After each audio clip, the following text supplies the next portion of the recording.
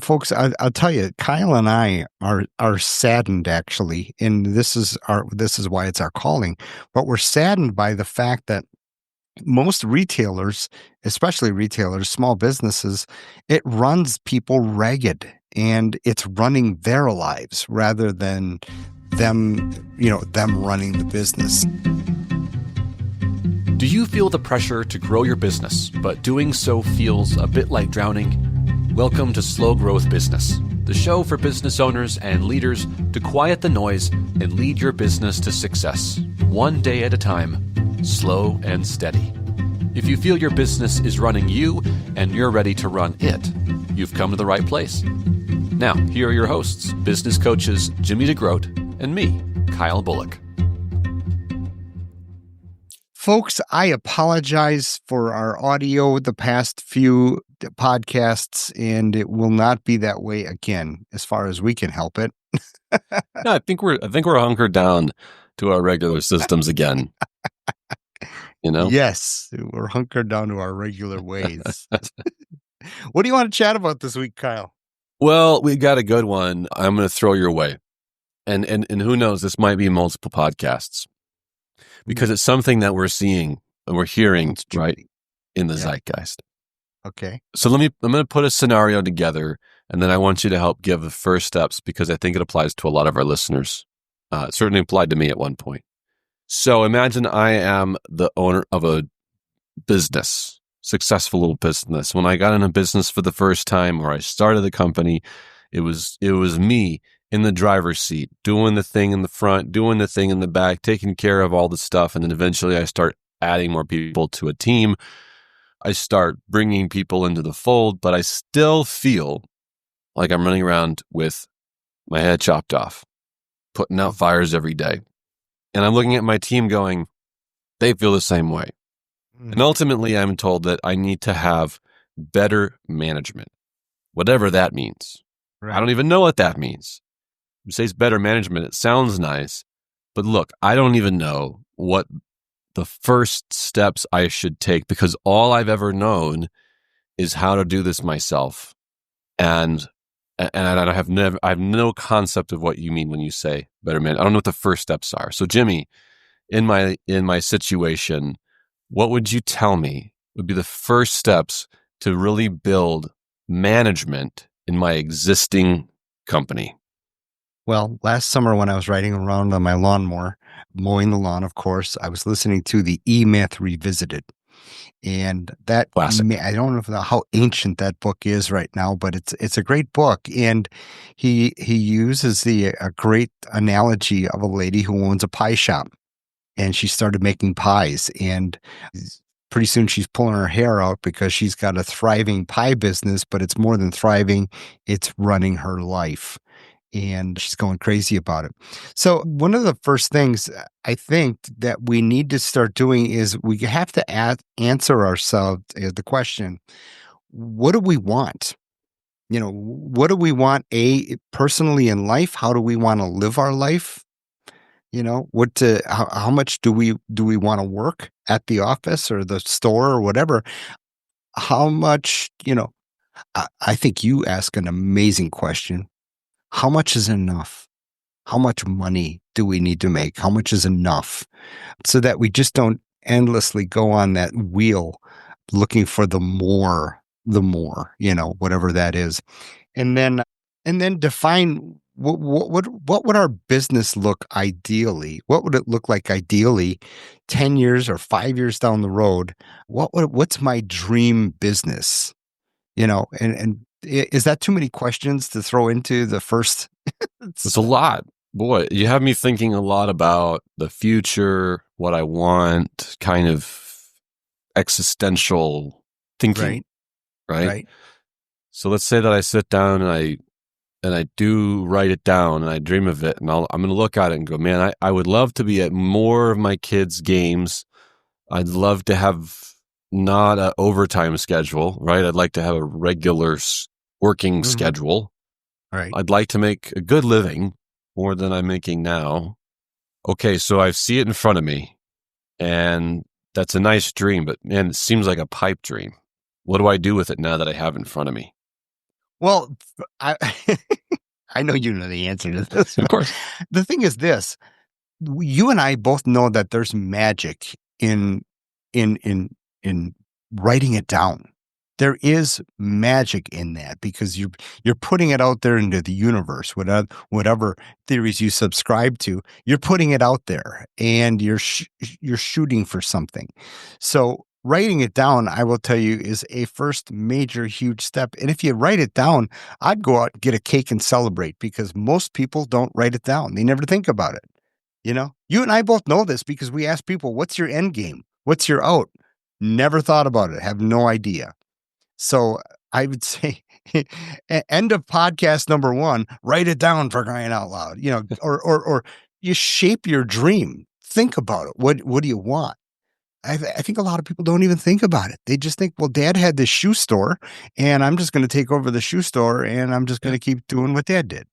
Well, and I want to throw this. I'm going to jump out of the role playing scenario for just a second. I would add one thing to this because Add more we've than seen that. it where people write down these ideas or they think about the ideas, and it sounds great, man. I'd love to get to that point in life. I'd love to get to where I'm not working so much, I'm making more, blah, blah, blah. But it seems like a pipe dream because that destination is way that way. And I don't even know the first step to get that way, right? And here's how I would add to it is that while you write down what you want in life, out of your company, out of your job, out of your role, out of your life, whatever it is, when you write that down, then write down some non-negotiables. So you could even label it, this is what I don't want out of life, Oh, yeah. right? Exactly. We talked about this last week about being a frog in a pot of boiling water, where where you're in it, it's lukewarm, and then it slowly comes to a boil, and you don't really notice that you're boiling alive because you slowly acclimate to the pain, right? Hmm. Yeah. So you gotta maybe also add into your vision and your dream what you absolutely don't want, right? So here are some prompts to think about. What's the amount of work that you refuse to, like the amount of time that you refuse to spend at the store or at the business? Mhm. Okay. You keep saying you have to, have to, have to. No. Tell me a number that you say, I will not work past this much, period. Okay. There's an idea. What would you fire somebody over? Might have to, we've Okay. talked about that recently, but Yep. what would make you have to part ways with somebody? At what point, number three, what point would you pull out of the business because it doesn't make enough money for you? Mhm. We've talked about not having, whatever enough is, but the flip side of that's also like, how long would you take losses? Yeah. Really? Yeah. Okay. So there's some time, there's money, there's that relational aspect that these are my non-negotiables. And you write those down next to the vision that you foresee. And then when you look at it, you're going to ask yourself, are any of those things happening to me right now? Hmm. If not, then we can tell ourselves, okay, man, relax. This is not happening to us right now. But you may also look at it and go, actually, that's exactly what's happening to me right now. And if it's a non-negotiable, I gotta stop. I gotta get it out. And maybe the act of getting it out of your life will be the very first steps to get you on the track to where you want to go. Yeah. You know what? As a follow up to this, let's talk about later at a later podcast. Okay, this is getting into it, right? What do I do now that I've been doing this for 8 years? And I have to answer these questions, which is probably more likely the case, right? All right, Yeah. so let's answer that now. I mean, is it okay? First thing I'm going to tell you, and Kyle's going to tell you too, because he's a psychology dude, is that you have to relax. You've got to get into a state of relaxation, and you've got to, and I mean that is however you're hearing it, whatever that looks like to you.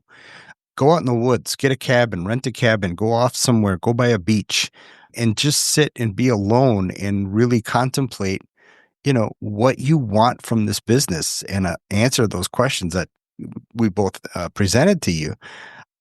And because you cannot do that in a state of chaos, you cannot do that in a state of high anxiety with high debt and all that kind of stuff. And so the first question we'll always ask is, is the building burning down right now?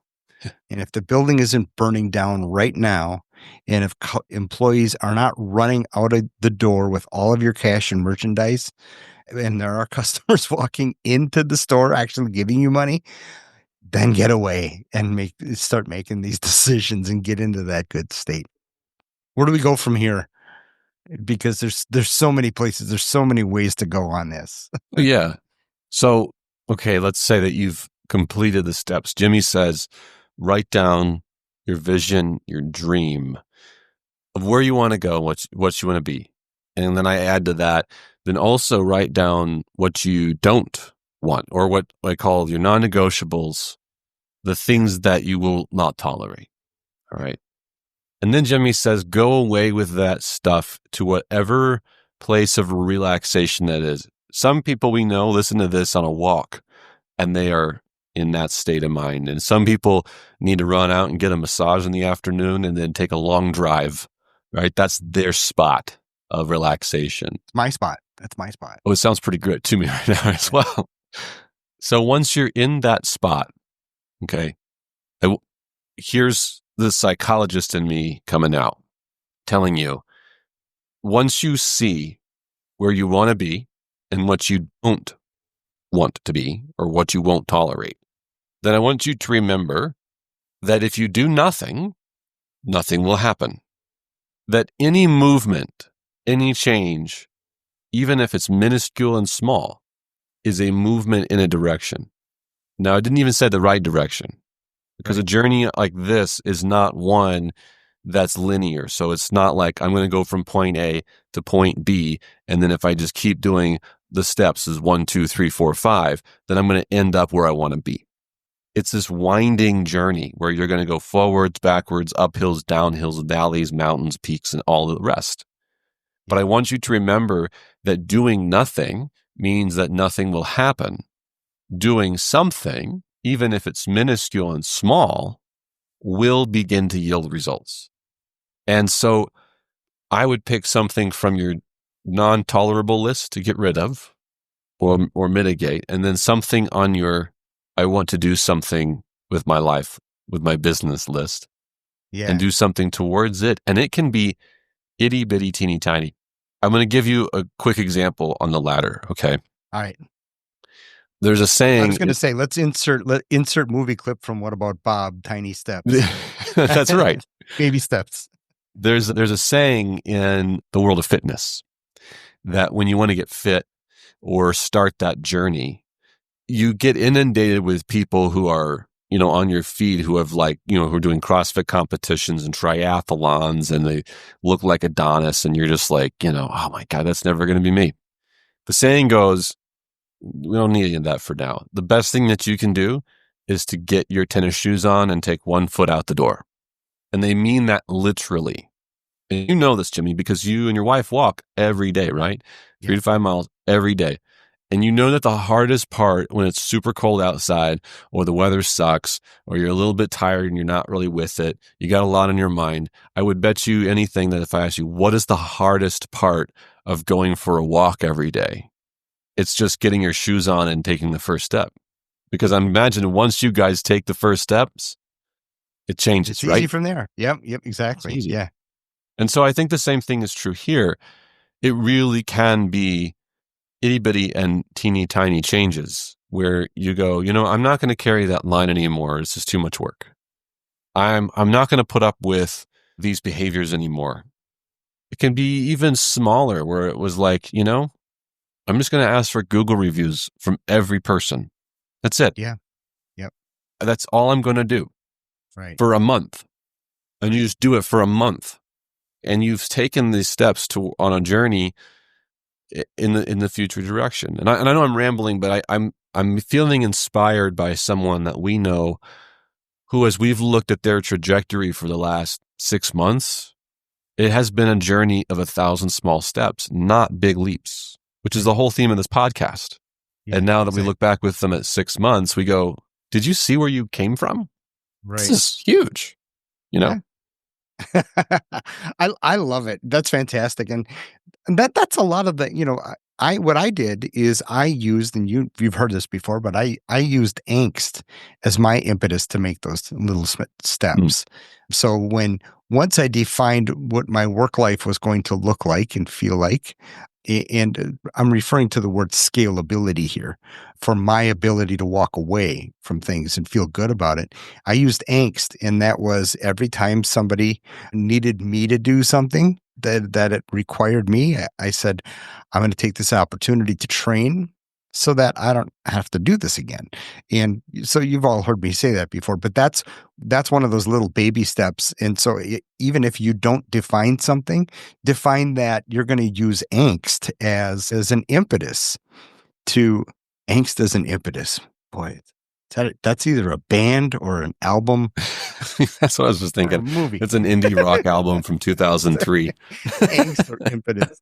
Uh, but yeah, that's what I did. But I also went after a plan too. What we did in our business at the jewelry stores, we hired consultants to teach us and train us everything that we weren't good at, and we embraced that. But the main thing here, I guess I want to encourage is off of you got to move off of the base that you're on if you want things to be different, if you want things to change. Yeah. You, And bringing somebody along on your journey as well. And for the grassroots business, and we can think of so many of them that we've worked with that I think would qualify this way, where you got the owner or owners, they're running around like chickens with their head cut off every day. They're wiped, they're exhausted, and they come to us and they go, we got to find a manager. We got to find somebody. There's this feeling that they come into us with, like, if I can just find the right person, then all of this will go away because that right. person will take care of all the managerial things that I'm doing. And I don't, speaking for you, I've never, ever, ever seen that actually happen.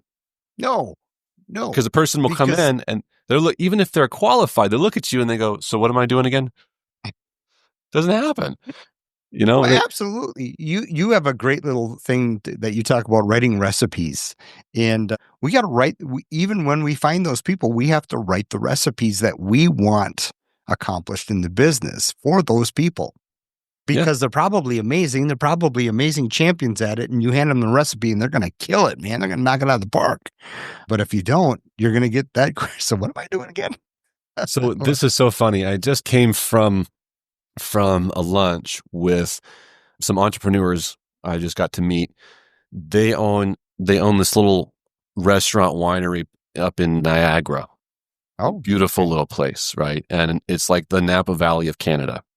They've been in business for a long time. And so I was asking them about some of like what have you learned? I don't restaurateur a whole lot or at all. So I want to learn from them. Like, what are you doing? They said the most interesting thing I think is pertinent here is in terms of managing. They said, our business got better when we didn't have a chef. I said, really? Like a head chef? They said, yeah, we don't have a head chef anymore, which would be the equivalent of like a retail company saying, my business got better when I no longer had a manager anymore. Okay. And I said, so what do you do for, food menus and stuff like that? Piqued my interest. They go, we found that this is exactly how they put it. If we write the right recipes and we train the cooks how to do it and we take care of the cooks, we have fantastic service. This is, by the way, a restaurant that this will blow your mind, okay? That because there's such a high turnover in restaurants, they're able to keep their staff 2 years at a time. Okay. In restaurants, it's like 2 months, right? Busboy comes in, leave, right? They're keeping it for 2 years at a time, right?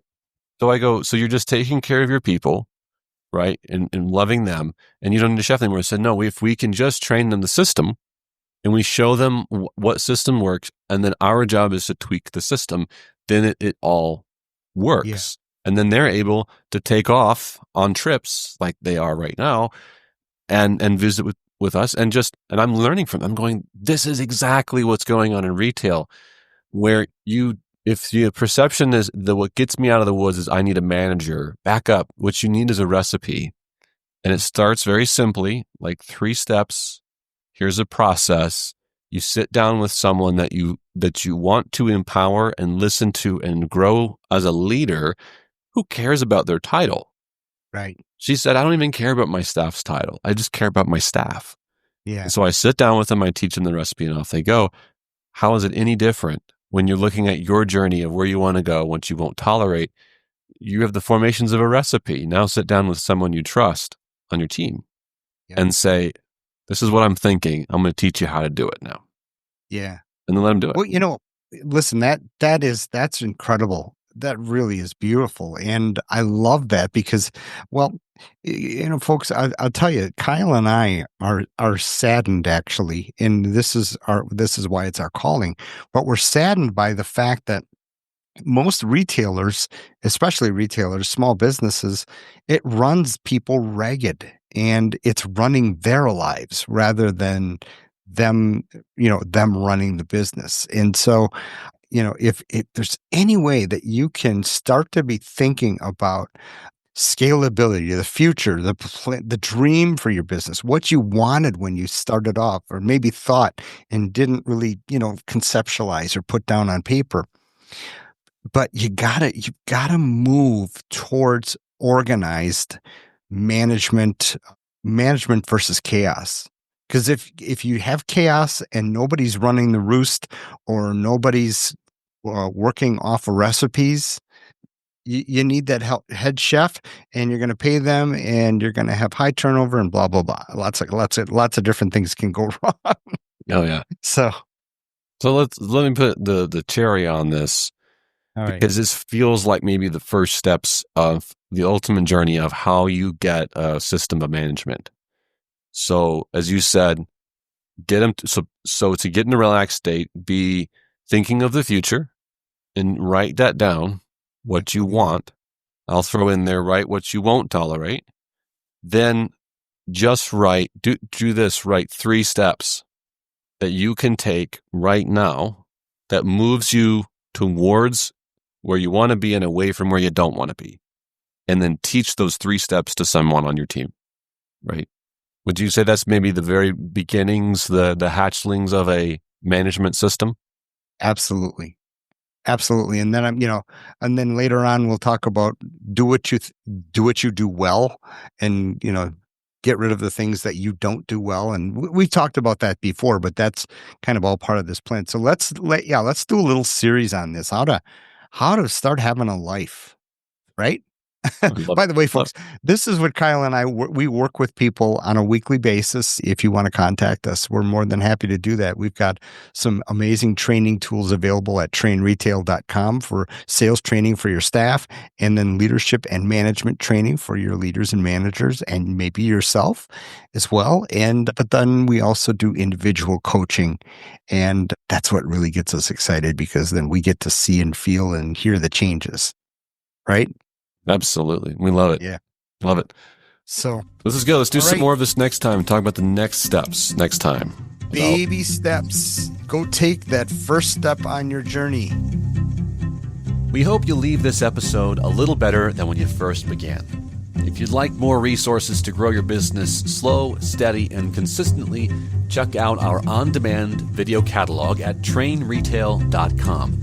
Or if you have a question or frustration we can help address in your business, write to us about it. We love to help solve big, ugly problems. So hit us up at kyle@trainretail.com or jimmy@trainretail.com. Good luck out there, and we will see you next time.